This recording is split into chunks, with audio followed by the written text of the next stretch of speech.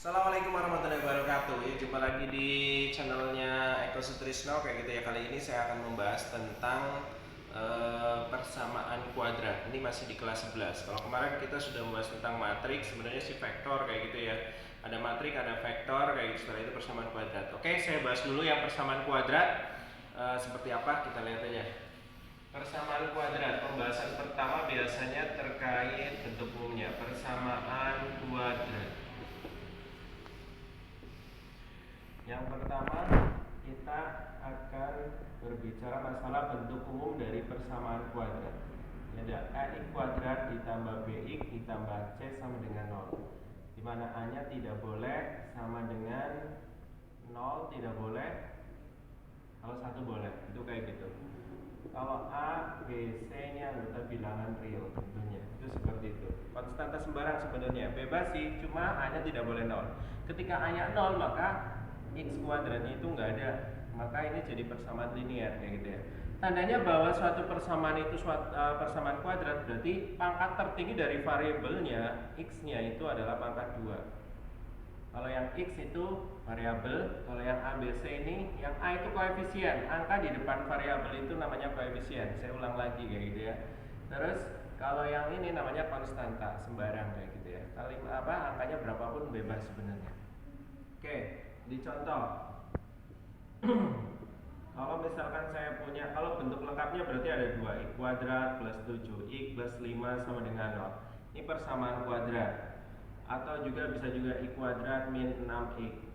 Ini juga persamaan kuadrat kayak gitu ya. Yang nggak boleh 0 itu yang x kuadrat, yang a-nya. Kalau c-nya nggak ada di sini boleh. Ini persamaan kuadrat juga.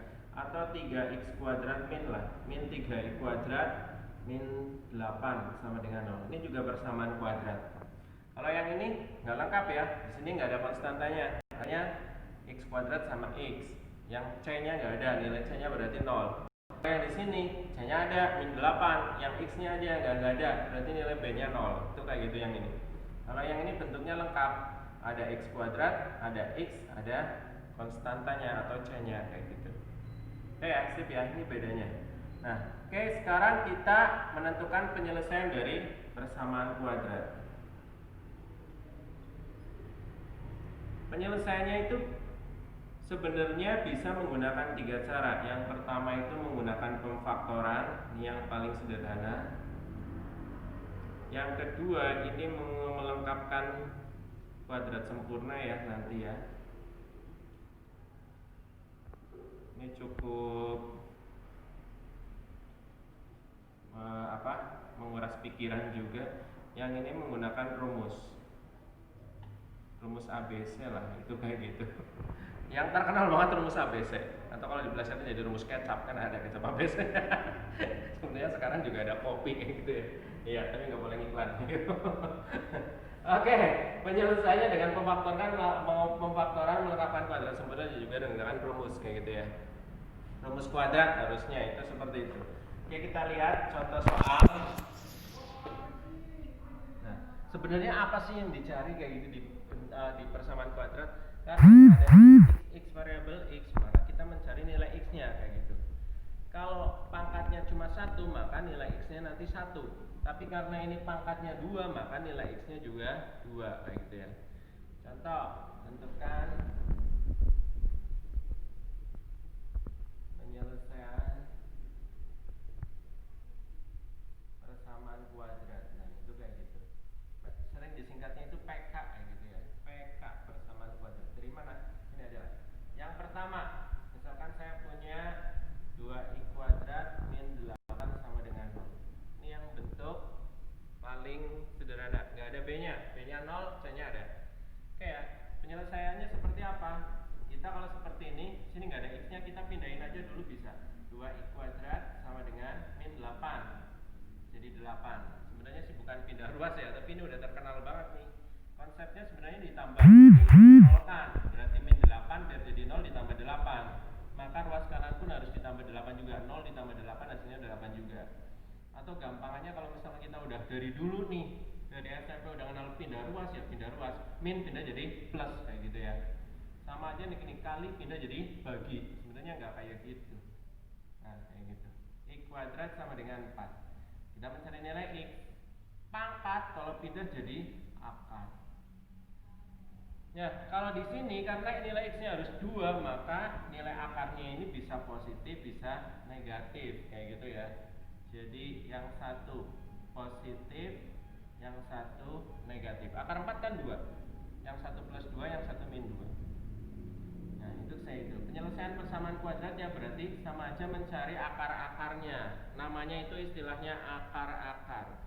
Jadi akar-akar persamaan kuadrat 2i kuadrat min 8 yaitu 2 dan min 2. Kalau kita tuliskan dalam bentuk himpunan penyelesaian atau HP, maka ini dituliskan dalam bentuk seperti ini, min 2,2. Nah, itu kayak gitu. Itu ya. Ini yang bentuk 1. Yang bentuk kedua, misalkan saya punya persamaan kuadrat I kuadrat plus 6x sama dengan 0. Ini nilai C-nya yang nggak ada nih. Maka pemfaktorannya ini 1 kurung. Nah, kayak gitu. Yang dikeluarkan berapa? Yang dikeluarkan itu unsur yang sama. Di sini ada I kuadrat, di sini ada 6x. I kuadrat sendiri itu kan x dikali x.